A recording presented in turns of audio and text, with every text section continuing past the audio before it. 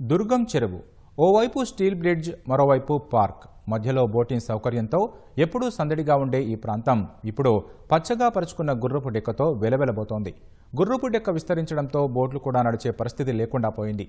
IT కారిడార్లో secret లేక్గా గుర్తింపు పొందిన ఈ చెరువు సరైన సంరక్షణ లేకపోవడంతో పర్యాటకులకు నిరాశ కలిగిస్తోంది. దుర్గం చెరువు పరిస్థితిపై మరిన్ని వివరాలు మా ప్రతినిధి అనూష అందిస్తారు.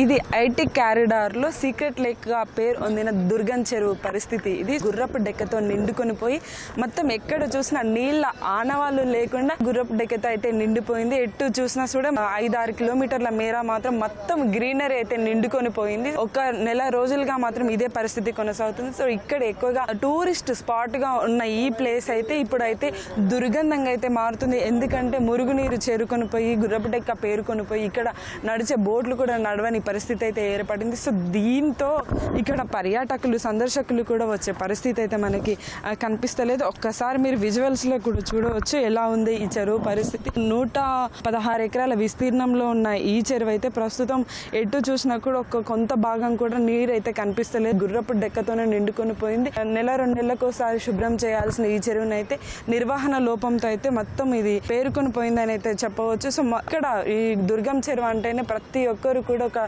టూరిస్ట్ స్పాట్గా అనుకుంటారు. ఎందుకంటే ఇక్కడ ఏర్పాటు చేసిన స్టీల్ బ్రిడ్జ్ ఒక ఐకానిక్ ప్లేస్గా అయితే నిలుస్తుంది. ఇక్కడ నుంచి రాత్రి వేళలో వెళ్ళేవారు, చిన్న పిల్లల నుంచి పెద్దవారి దాకా ప్రతి ఒక్కరు కూడా ఇక్కడ ఆపి మరి వీడియోస్ తీసుకుంటూ ఉంటారు, ఫొటోస్ తీసుకుంటూ ఉంటారు. అలాంటి ప్రదేశంలో అయితే ఇక్కడ ఐకానిక్ స్పాట్గా ఉన్న ఈ ప్లేస్ అయితే, ఈ దుర్గం చెరువు అయితే ఇప్పుడైతే నిర్వహణ కొరవడిందని చెప్పవచ్చు. ఎందుకంటే ఒక నెల రోజులుగా 2 నెలలుగా కూడా ఇక్కడ పేరుకుపోయిన గుర్రపు డెక్కను తీయడం లేదంటే దీని పరిస్థితికి అద్దం పడుతుందని అయితే కూడా మనం చెప్పవచ్చు. సో ఇప్పుడు చూసుకుంటే అయితే ఒకసారి ఈ గుర్రపు డెక్క కారణంగా అయితే ఇక్కడ ఏర్పాటు చేసిన ఈ బోట్స్ కూడా నడవలేని స్థితి. ఎందుకనంటే ఇక్కడ ఒక్క ఇంచు కూడా గ్యాప్ లేకుండా అయితే మొత్తం పూర్తిగా ఈ గుర్రపు డెక్కతో అయితే పేరుకుపోయింది. ఇది ఈ సీవీడ్ ఒక్క చిన్నది మొలక ఉంటే చాలు మొత్తం ఈజీగా స్ప్రెడ్ అయిపోతుంది. ఎప్పటికప్పుడు అవేర్గా ఉండి దీన్ని క్లీన్ చేయాల్సిన వాళ్ళైతే ఇక్కడైతే నిర్వహణ అయితే సరిగా లేదని అయితే మనకి అర్థమవుతుంది.